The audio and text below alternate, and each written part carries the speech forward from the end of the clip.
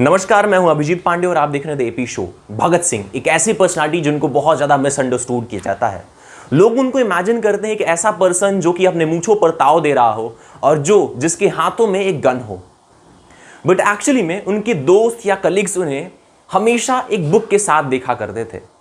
उन्हें वो fears intellectual भी कहा करते थे। भगत सिंह एक फियर्स इंटेलेक्चुअल होने के साथ साथ एक विजनरी पर्सन भी थे। तो उन्हीं के बारे में हम समझेंगे इस वीडियो में। देखते रहिए इस वीडियो को और सब्सक्राइब कीजिए हमारे चैनल को। 1928 साइमन कमीशन इंडिया में आता है, जो कि ब्रिटिश पावर्स को इंक्रीज करने के लिए लाया गया था।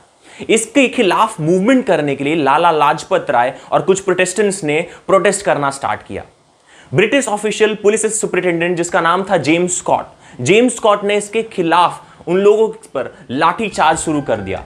लाठीचार्ज में लाला लाजपत राय को बहुत ही सीवियर इंजरी हुई और 2-3 दिनों बाद हार्ट अटैक से उनकी मौत भी हो। इस युद्ध में, इस प्रोटेस्ट में लाला लाजपत राय ने आखिरकार जब उनको बहुत ज्यादा चोट लगी, तभी भी लास्ट में उन्होंने कहा था कि that I declare that the blow struck at me today will be the last nail in the coffin of British rule in India. दिसंबर 1928 में भगत सिंह, राजगुरु और चंद्रशेखर आजाद ने प्लान बनाया कि लाला लाजपत राय की मौत का बदला लिया जाए। तो उन्होंने पुलिस स्टेशन में जेम्स स्कॉट को मारने के लिए एक प्लान बनाया और वहां पर गलती से उन्होंने सॉन्डर्स को मार दिया, क्योंकि सॉन्डर्स उस समय अपॉइंटेड था एज अ चीफ यहीं जेम्स के जगह पर। जेम्स स्कॉट की जगह पर सॉन्डर्स के मारने के बाद इन्होंने वहां से भागने का प्लान बनाया और वो भागने में कामयाब भी रहे। लेकिन इनका असर लोगों पर नहीं पड़ा, लोगों तक इनकी आवाजें नहीं गई। वो चाहते थे कि लोगों के अंदर रिवोल्यूशनरी आइडियाज आए, वो प्रोटेस्ट करें ब्रिटिशर्स के खिलाफ, बट ये अभी तक लोगों तक नहीं पहुंचा। उनका यही मानना था कि बहरों को सुनाने के लिए धमाके करने की जरूरत पड़ती।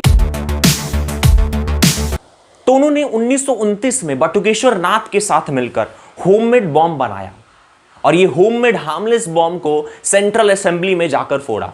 इस सेंट्रल असेंबली में फोड़ने के बाद उन्होंने बहुत सारे स्लोगन आउट किए, जहां पर फिर उन्होंने अलाउ किया अथॉरिटीज को उनको अरेस्ट करने का।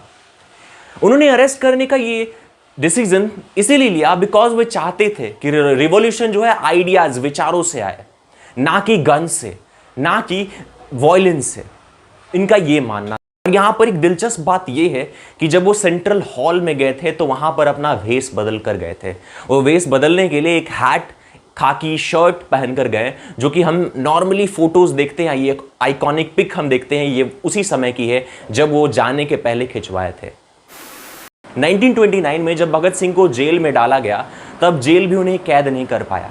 उस समय इंडियन प्रिजनर्स को बहुत ही इल ट्रीट किया जाता था in the comparison with the British prisoners के बजाय। लेकिन उसके खिलाफ इन्होंने एक हंगर स्ट्राइक किया, जो कि 116 डेज तक चला और ये 116 डेज तक भगत सिंह भूखे रहे। इस दौरान ब्रिटिशर्स ने बहुत ही फोर्स किया इनको खाना खाने का, फोर्सफुली खाना खिलाने की कोशिश की, बट वे अंतिम तक नहीं माने और लास्ट में ब्रिटिश को इनकी मांगे पूरी करनी पड़ी। 1931 में भगत सिंह के विचार इतने ज्यादा लोकप्रिय हो गए, भगत सिंह इतनी ज्यादा लोकप्रिय हो गए कि ब्रिटिश गवर्नमेंट इनसे डरने लगी। इसीलिए उनके सेंटेंस डेट को मार्च 24 रख दिया गया। लेकिन इसके अलावा इस डेट को बदलकर 23 मार्च कर दिया गया, वो भी सीक्रेटली, ताकि लोगों को पता ना चल सके।